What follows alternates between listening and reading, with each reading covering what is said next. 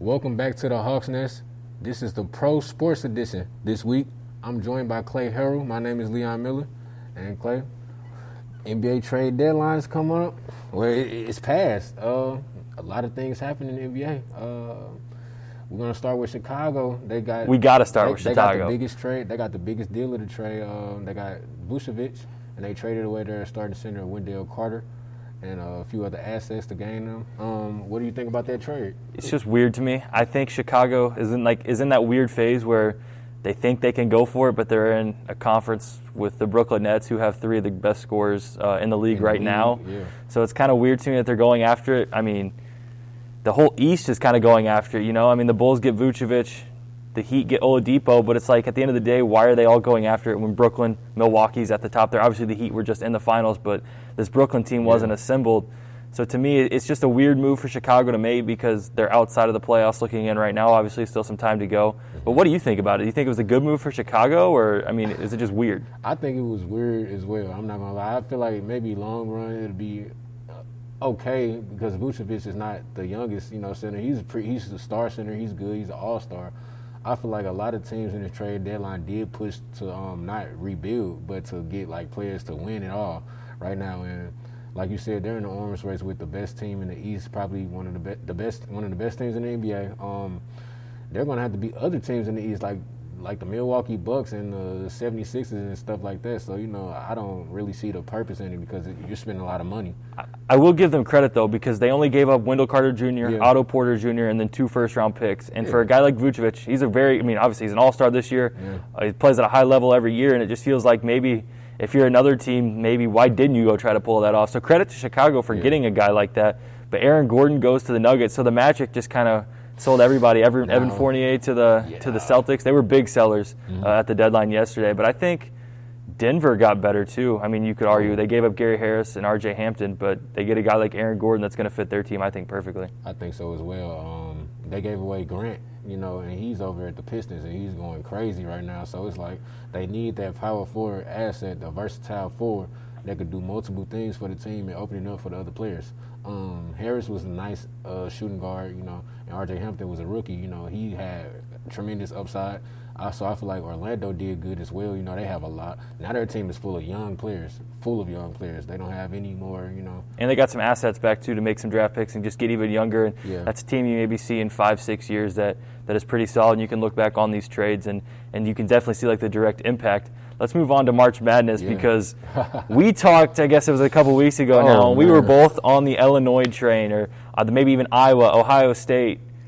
They're gone. I was on all three of them. I was going to jump off one and probably bandwagon to the other one just in case.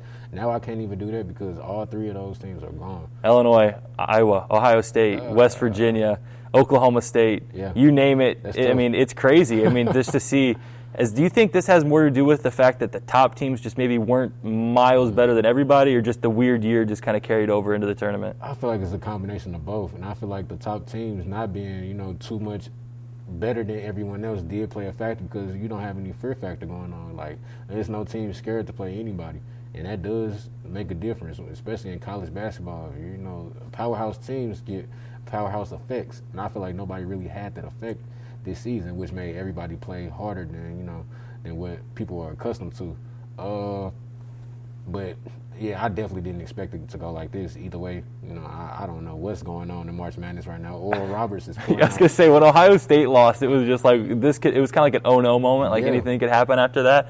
And then Texas goes down to Abilene Christian, and then you're looking at it and you're like, okay, here we go. And that was only round one. Yeah. I think this has definitely been, and you might agree or disagree, this has been the craziest tournament, at least in recent history. This got to be the craziest tournament because now it's like either people, the way the bracket set up now, either one team is going to win. People expect Gonzaga to win now, the way the tournament set up, or nobody knows who's going to win. So it's got to be one of the craziest brackets ever.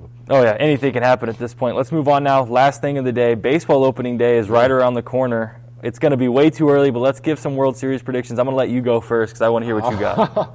Oh, man, I got to go. Okay, so I see you got your Cardinals jersey on. I don't think you're going to pick them for the World Series, though. I'm going to go, let's say NL, we go Dodgers. They're coming off of, they're coming off the championship, the World Series, and they still have one of the most dominant teams. It's going to be hard to pitch around those guys. I mean, that's that self-explanatory.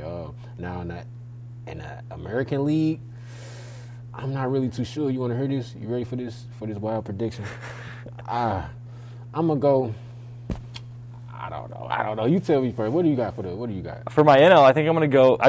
The Dodgers are good. They added the Cy Young in the NL from last year with Trevor Bauer. I think it's hard to pick against them, but I'm going to take the Braves. Oh. Braves were a team that had the Dodgers down 3-1. Yeah. I think maybe they can get back to that point, and they're good enough to get there, and I think get to the World Series. For the AL, I'm going to take the Yankees. I think the Yankees are just kind of that team. I mean, they're good. I mean, like the Rays are there. The Yankees added Tyon. And they still have Stanton. They still have Judge. They still have DJ LeMahieu.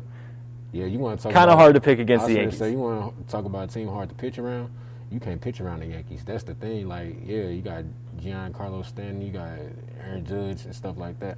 That's actually the team that I was going to pick. So I feel like I think the Dodgers and Yankees is like the dream matchup too. For like the MLB, LA, New York, I think that would be a pretty big matchup, and it would be fun to see because those are two of the best teams right now. But I think that's all we have for the pro sports edition of Hawks Nest.